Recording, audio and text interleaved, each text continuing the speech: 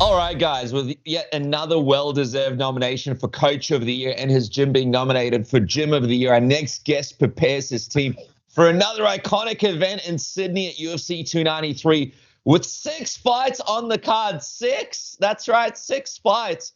And that, of course, includes now the locked-in main event between Israel Adesanya and Sean Strickland. We appreciate him taking some time out of his crazy schedule before training to join us. Eugene Bareman, welcome back to Submission Radio, man. G'day, boys. Yeah, good to be here. Sorry I haven't been frequenting that much, but we've had nothing to talk about up till now, my opinion. Okay, fair enough. Look, I think Volker had that amazing performance, but look, we're thrilled you're here, man. Thank you. Thank you very much for taking the time and returning. Appreciate it. I got to ask, man, so everybody's been wondering what's going on with this UFC 293 main event, especially for us, you know, seeing as we're going to be flying over there, we want a nice, big, juicy fight, and now we got a big one. How does it feel to finally have Sean Strickland locked in for Israel? You guys officially have a target now.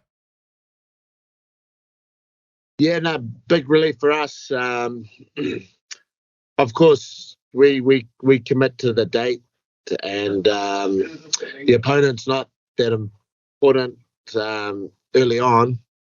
But as you get this close, you kind of have to know who the opponent is, because obviously you're building everything around who the opponent is. So good to finally get that locked in. We had our suspicions anyway, so we did do some preparation early for this particular style. But yeah, it's just a relief to get it locked in, because obviously we had 5 on the card without Israel. But we needed Israel to make 6, and just a relief, because it's got to be a pay-per-view on this side of the world. It's got to be Israel. It's got to be Volk. Yeah. Yeah. I love how you're like, we had 5 on the card, so 6 is good. It's like something that most coaches couldn't navigate, but I love it. It's a challenge that we love seeing you tackle. Any disappointment at all that Dricus didn't end up being able to do this fight? And I guess at least there's some relief with Sean, but any disappointed that Dricus couldn't make this one? Nah, it is what it is. He didn't want to push through his injury, so it doesn't matter to me. That's something to do with him and his team, and he has to go back and fight someone else. Yeah, I still can't wait for that fight sort of further down the track, just because it had that like big fight feel to it. I know we were speaking to Sean's coach the other week, Eric Nixick, great guy, and he was speaking about how the visa issues were like one of the things sort of slowing things down for, you know, Sean. Were you guys worried at any point that you weren't going to get like a suitable opponent? Because if you look at the rankings, like obviously Sean was a big one. Jared was someone who was saying like, hey man, I'll fly down, like my visa's in check. But when you look at the rankings, like there just wasn't really anyone else that would really be fitting. And like you mentioned, for this kind of pay-per-view, you can't just have like sort of a low name. Was there any point where you guys were like, man, what's going on here? Like we really need somebody locked in. No, for sure. Yeah, absolutely. Because basically the 2 most eligible guys to us were Dricus and Sean. Now, without one of them being available, I mean, at the end of the day, we were going to fight. Then, if it had to be Cannonier, then it had to be Cannonier. We were going to do it.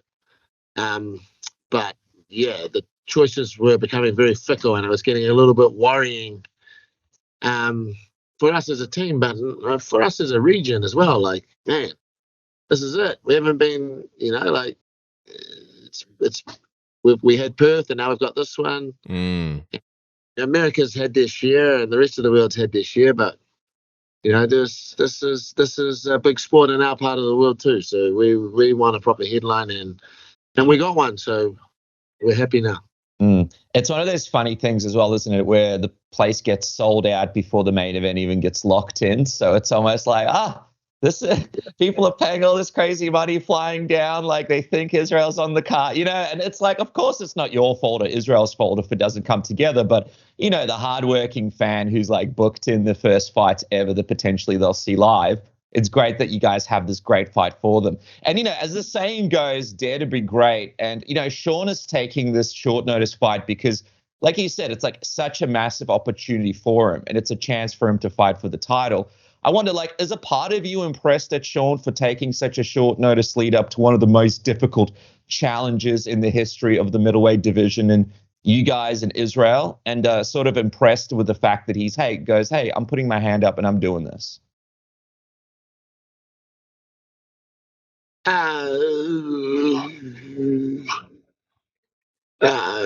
I mean, no more impressed than he's just one of the best fighters in the world that deserves to be there. But I mean, he's coming off a fight camp. He's coming off another fight, and that's a quick turnaround coming off another fight. Can be an advantage if you use it in the right way, and his team knows that. And he must have known, and he's got a smart team. He's got a smart coach, and he must have known that potentially that this might be on the cards.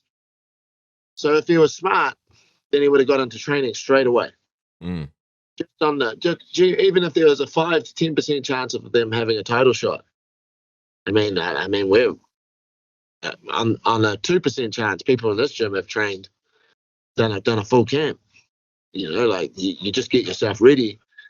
If there's an inkling or even a small chance, then you get yourself ready and you might get the call up. If he's smart, it's not short notice. If it's smart, he's coming off the back of another camp and he went straight into another one, and he's got an advantage in that respect.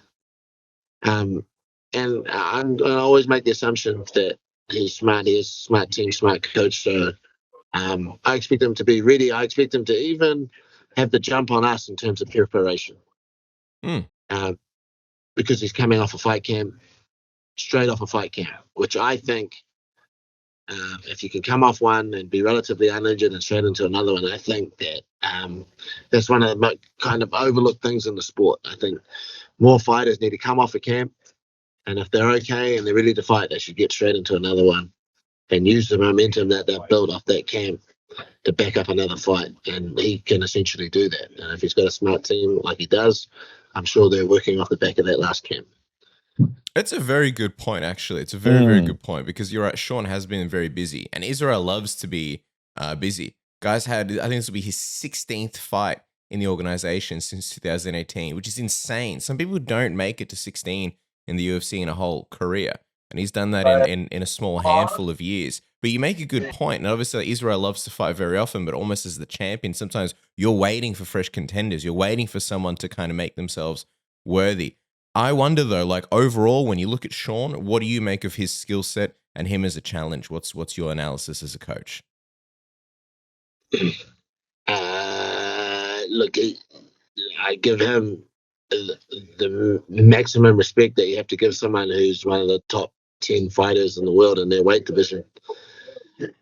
He has a very unique fighting style and some very unique gifts, and that's what you have to have when you're starting to separate yourself from the pack when you're in the top 10.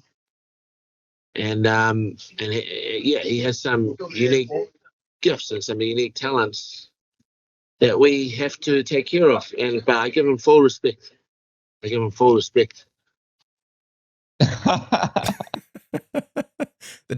the f*** up, please, just for a second. I like when this side of you comes out, Edge. Just for 1 second, shut the f*** up. No, I appreciate you taking the time. You're always doing this from the gym. A million people want your attention. You're giving it to us. Appreciate it. You know, it was fascinating though, right? Because I was reading back on like the Alex Pereira fight, and you spoke about how you were like a little bit nervous walking out for that fight, mainly because of like Israel's demeanor, right? And a lot of people picked up on that. A lot of people were like, man, he doesn't look as calm. He seems so amped up. And of course, he ended up knocking out Alex, and it was, as you called, a masterclass of a performance. But I wonder, like mentally, I know you say you give Sean full respect. What is it like, sort of, you know, going in there, coming off a fight like Alex, where so many people are like, I don't know, man, Alex has his number, going into this fight where it's literally the opposite. A lot of people are looking at this going, dude, this is like a potential showcase fight for Israel. Do you know what I'm saying?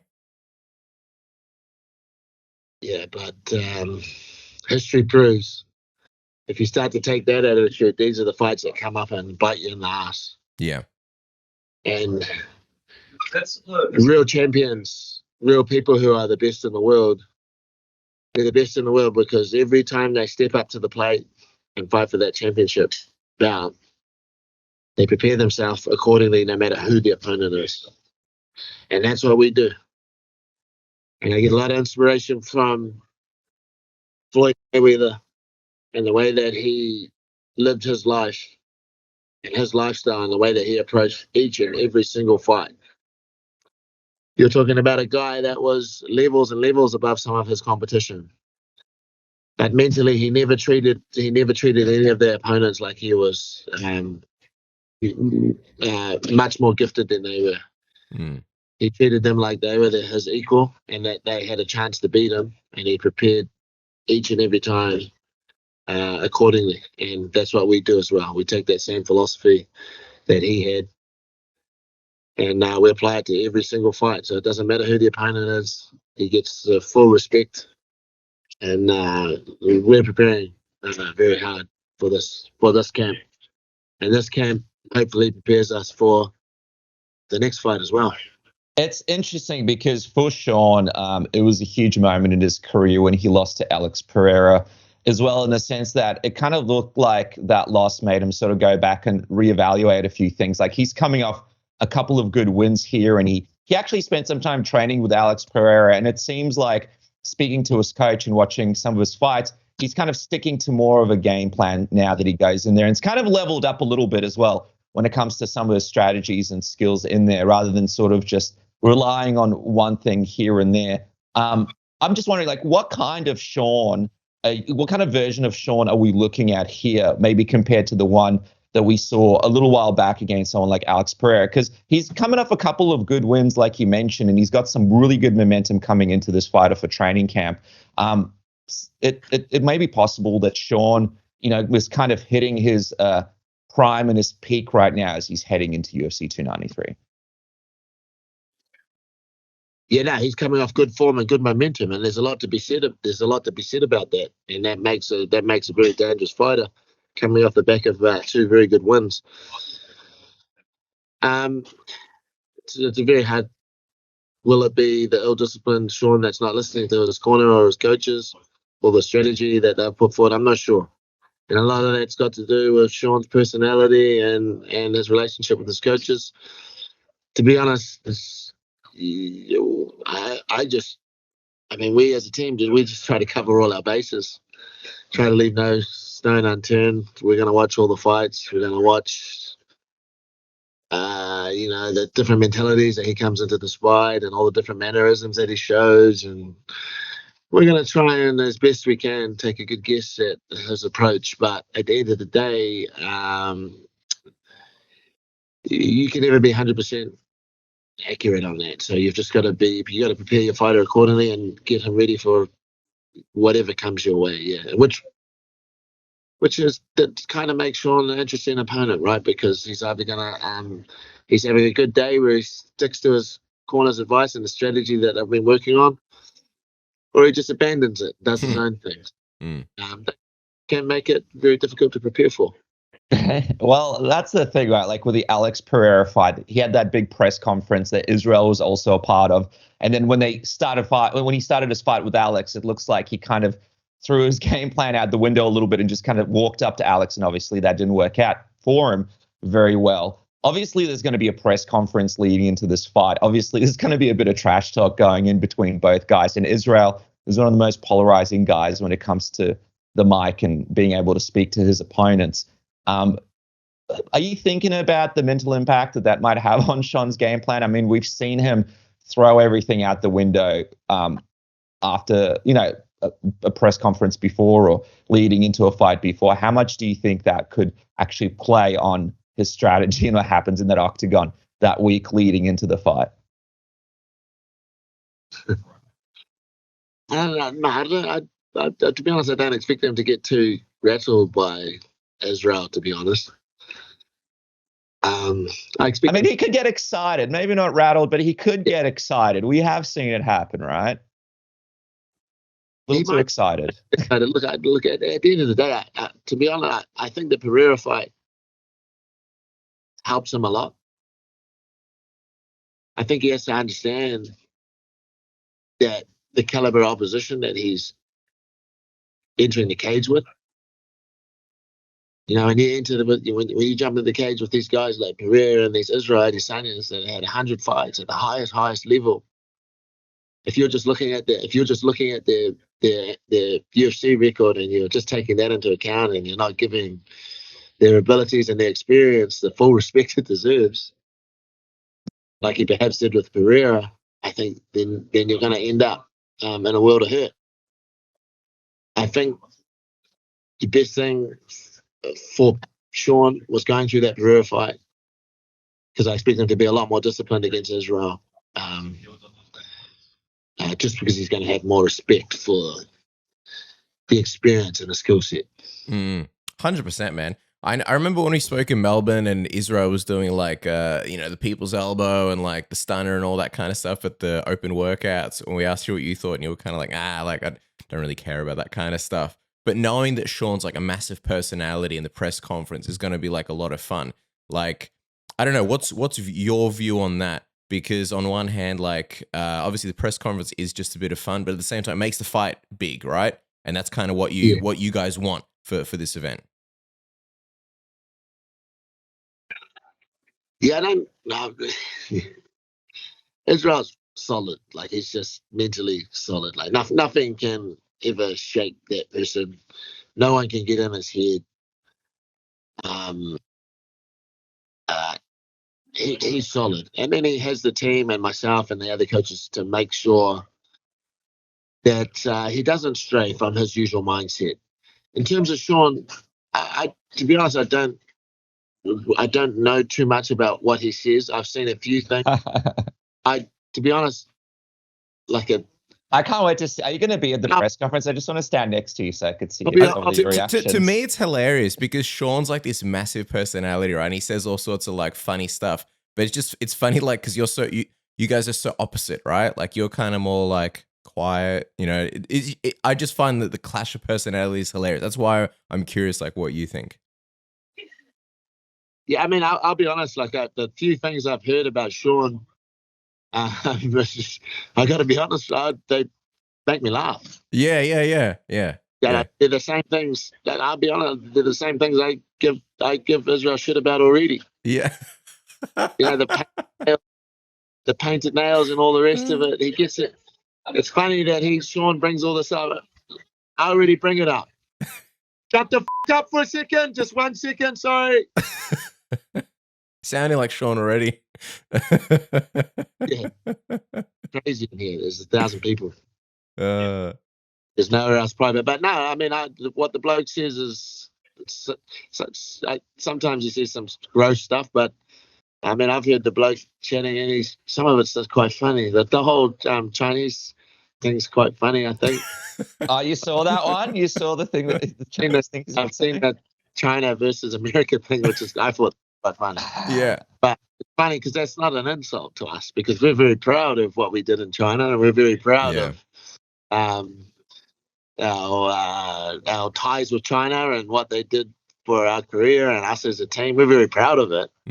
We're very proud that they chose us to represent them at one particular point in Israel's career. So it's not really an insult to us, but yeah, a lot of stuff he says is funny. Some of it not so much, but yeah, I mean, if you get a smile or a laugh from me, then I'm good on you. Yeah. And I think it's kind of like what Casper said. We're noticing the trend in this fight being announced is a lot of the fans are just excited because there's going to be someone fun at the press conference. And I guess it doesn't hurt to build up the fight, at least to have an opponent that helps with the promotion of the fight. Because obviously Israel is, such a huge name. He usually does a lot of the legwork. So it's good to see that someone's going to come in and try and sort of bring a little bit of attention as well. Just quickly, I know you mentioned at the start of the interview, Huge, that for Dricus, this was his opportunity and you want to see him fight someone else next, right? For Dricus, when he comes back from this injury, it's not an immediate shot at Israel then. Well, I don't make that call, but the problem is if you don't step up and take fights, you go into the pool. That's a fact. Nothing is in this sport is solid until there's something signed on the dotted line. If he's got nothing signed on the dotted line, then he's out there in the ether. He had a shot. He had a shot. It's the same shot that many of my boys have had who have fought for titles or have titles. You never, and went fought with horrific injuries because you don't take that lightly. And the problem with with them is they've had an injury, and yeah, it's been a bad injury. So what? You've taken your shot for granted. You think you're going to get it again, but you don't know what this machine does. You don't know the UFC. You don't know what they do. You don't know how they twist and turn things. Never feel comfortable with where you are. If there's something in front of you that you've been working for your whole life, don't think for a minute that it can't just be taken away just like that. And he had it, and he let it slip. So they can't be sitting comfortable thinking that they got the next shot, because they don't. Because I know the sport. The fact is they don't. But they did. They never took it. And now they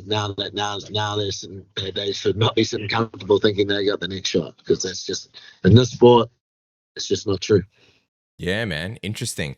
Well, I'm sure a lot of people are obviously wondering where they're going to be watching these fights. If you haven't bought your tickets already to UFC 293, probably thinking, all right, do we go to a massive pub and make it a big event and watch the fights live? And that's where our good friends at Fanzo come in, helping you find all the best pubs and venues in your local area, showing whatever event you want. You just look it up, and it'll show you all the best pubs in your area. It'll give you the reviews, the ratings, everything that pubs offer. Not only does Fanzo help sports fans check in and find those perfect venues, though, recently they have launched the Asahi Check-In Challenge in the lead up to the highly anticipated Rugby World Cup in France to create the ultimate experience for you guys, the sports and rugby fans. By simply checking in at participating venues, you unlock some awesome prizes to be claimed when you visit, some even instantly. All you got to do is download the Fanzo app, head to the Asahi Rugby World Cup 2023 homepage, check in at your local participating venue, and go into the draw for a chance to win one of 2 trips to the Rugby World Cup France 2023 final. How good is that? And that's not all. You'll instantly win a free 300 Asahi Super Dry while stocks last. I've got an Asahi sitting right here, right now. I need it for those, those 5:45 a.m. interviews. While stocks last, use the link in the bio, download the app, and start checking in. And even this Saturday, obviously, France takes on Australia in the soccer at 5 p.m. this Saturday. So if you want to use Fanzo, you can check it out and go, hey, where's the best venue to watch the sport? Or even, Luque takes on habve Adesanya, so you can check that out as well. Isn't that right, Dennis? That's right, man. And don't forget to click that link below in the description, because it supports the show as well. Fanzo, the ultimate venue finder for any sport you're looking to watch, and can't wait to see Australia take on France, Cass. That's right, man. Also, if you're going to be going there or anywhere for that matter, you got to be looking as the best version of yourself, and that's where our good friends at Manscaped help you out with the Beard Hedger Pro. They get into the beard business. As you can see, I don't look like a scruffy piece of shit like last week, because I actually use the Beard Hedger to trim my beard, get rid of all the ugly neck beard and everything. They've got the rotary wheel, which is my favorite thing. 20 different length settings. The precision on this thing is insane. I like the sides just a little bit shorter than the bottom. Keep the bottom a little bit longer, but you may have your particular taste. So you got 20 different lengths that you can use with the rotary wheels. They've also got the 41mm titanium coated T-blade for a comfortable trim and blade durability. The advanced lift comb lifts flat-lying hairs for smooth single stroke trimming. You got the high performance L-ion battery with 1 hour charging and 60 minutes runtime per charge. It's also waterproof for a wet or dry trim and easy cleaning. This thing does everything. And best of all, if you get the Beard Hedger Pro kit, you can also get the Beard Hedger itself, the beard shampoo, the beard conditioner, the beard oil, beard balm, and the free gifts, beard bush, beard comb, and beard scissors. You'll be the beard of the ball. Isn't that right, Dennis? That's right, man. And when you get the Manscaped products, you get it in an amazing box. It's just an experience opening it up and seeing the way they put it all together. It's the perfect gift for Father's Day coming up here as well. So make sure to jump on Manscaped today and grab one now. But Eugene, I know you're a busy man, so before you go, I just want to quickly mention, obviously, 6 fights on one card. Insane. You've got Blood Diamond, Chan Young Kai, Carlos Ulberg, Tyson Pedro, and, of course, Israel. And you're not new to handling a bunch of fights on one card. And by the way, for people that don't realize, you're basically at every local MMA event. Like, we look through the card and we're like, all right, CKB fighters here, CKB fighters here. We've seen you, at Hex here in Melbourne. You're running around with pads. You're a super busy guy. You've got a lot going on. But just quickly looking at the guys that are on the card here, some pivotal fighters for CKB. Blood Diamond, a bit of a rough start to his UFC run, but someone that fans are super excited to see back in there. Shane Young coming back after a bit of a layoff in Perth, and now he gets to come back, without sort of that big delay. Carlos Ulberg on the cusp of, up with a big win here, breaking into that top 10 and really fighting some from the top 10 and really sort of having a huge fight next to things go to plan. And Tyson Pedro, who spoke to us about the crazy knee story, the knee surgery where they reconnected it wrong, and he was one of the top talents in the division before that happened, and now he's been able to come back and make a splash. What do you sort of, and of course Israel as well, what are you sort of wanting fans to keep an eye open for? What should they be sort of excited about? What are you most excited about some of this offering that you're bringing down to Sydney with the team? Yeah, hey, man, we're coming to rock the house. We're coming to rock the party. We make up the majority of the card. We're arguably, we're the best team in this region, best team in the world. We're coming to show that. We got some guys there. This last chance saloon for some of those guys. Blood Diamond and Shane, they've got to have a spectacular win. Tyson's coming off for a disappointed loss. We had some issues last time, so he needs a win. Exactly what you said. Puts all the pressure on this team. But this is the thing. This is what the best athletes and the best teams do in the world. They invite the pressure. They embrace the pressure, and there's a lot of pressure on us to perform. And when there's this sort of pressure on us as a team and as individuals and athletes, this is when we perform the best. So we're coming to rock the house. We're coming to take over that. Coming to take over Sydney for a weekend. We're going to make it a part of New Zealand. We're going to make it a New Zealand city. We got 400 tickets we sold in this gym. Wow! Holy shit! Wow. Yeah. We got 400 tickets we sold in this gym. So basically the whole army's coming over. So yeah, we're coming to take over. Wow. And it's not a huge venue for people that don't realize. So it's really going to be heard. And just quickly before we wrap as well, I know they're talking about a potential UFC Auckland card for early next year. So who knows? That's the rumor. But we imagine that's another big thing for you to tick off the list. Obviously, Sydney's huge, but having a card back in New Zealand, because the thing is, last time the UFC was in New Zealand, it was a different time. You guys were obviously around and doing a great job. But now that will literally be UFC CKB. Like, that should really be the name of the card. How excited are you about the possibility of them coming back to Auckland, just because the team's going to be able to perform on some home territory for once? They're super excited about Sydney, about having them back home in Auckland after all this crazy COVID shit. And have the sport, the team, that sport, we've reached new levels in this country. It's reached new levels. We haven't been able to have a UFC back here in a while. And that's what things have changed. Things have changed a little since they were in New Zealand last, right? Like in terms of you, your team, your fighters. The team and the sport has reached a completely different level. And we need something to showcase that locally, and that's going to be, that's going to be perfect for us. So, yeah, I'm looking forward to that. Sorry about the swearing in the interview. You can beep that out, boys, if you want. I don't mind if you beep that out, because my mum's going to tell me off about that. I love that your mum watches Submission Radio. That's the best. Volk's dad as well approached us after his fight, said he watches Submission Radio. So and my mum watches too, but I forced her to watch because we need the views. My mum watches all the views. Okay, good. I like the swearing. I love when people swear. It makes everything more comfortable. But YouTube, not so much. So we'll censor it for you. We'll let you get back to your students, Huge, because we're stealing away from them. But we are very, very excited to see Shane Young in there, Kai, the rest of the boys, Israel, Carlos Ulberg, Israel Adesanya at UFC 293. Literally is the CKB takeover. And of course, you guys can vote for Huge as Coach of the Year at worldmmaawards.com. And of course, see the boys back in action at UFC 293. And of course, don't forget Stylebender coming out September 28th in cinemas. I was saying to you just before, Huge, I absolutely can't wait. Some of the people saying that you are arguably the star of this one, man. So I can't wait. Thanks for your time, Huge, as always. Thanks, boys. It was a good one. Thank you. Thanks, Huge. Bye.